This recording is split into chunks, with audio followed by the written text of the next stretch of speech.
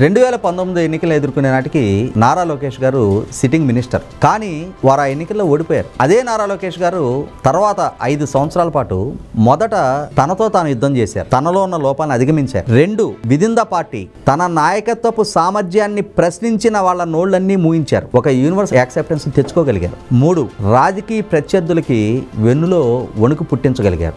ఏ మంత్రి పదవి లేకున్న రోజుల్లో ప్రతిపక్ష అభ్యర్థిగా పోటీ చేసి 91,000 మెజార్టీ తోటి ఓడిన చోటే నెగ్గారు. అంటే ఇక్కడ అల్టిమేట్ గా ఆయన యాక్సెప్టెన్స్ రావడానికి కారణమైంది ఏంటి? ప్రజల్లో పెంచుకున్న నమ్మకం, ఆయన నాయకత్వ పటిమ పట్ల ప్రజల్లో పెరిగిన ఆరాధన, అభిమానం, వీటికి తోడు తన పనితీరు. ఒక ప్రూవెన్ ఫ్యాక్టర్ నారా లోకేష్ సమర్థుడు అన్ని ఎక్కడైతే ఓడాడో అక్కడ నెగ్గి నిరూపించుకున్నాడు. ఇటువంటి అప్పుడు అంతిమంగా ఏం డిసైడ్ అవుతుంది? పనితీరు ప్రాతిపదిక. ప్రజలతో మమేకం అవ్వాలి, ప్రజల సమస్యలు అర్థం చేసుకోవాలి, వాటిని పరిష్కరించాలి, ప్రజలకు అందుబాటులో ఉండాలి, తన చుట్టూ అవినీతికి ఆస్కారం లేని వాతావరణం సృష్టించుకోవాలి. ఇవన్నీ ప్రజలకు ఒక నమ్మకం కలిగించారు కాబట్టి ప్రజలు 91,000 తోటి నెగ్గించారు.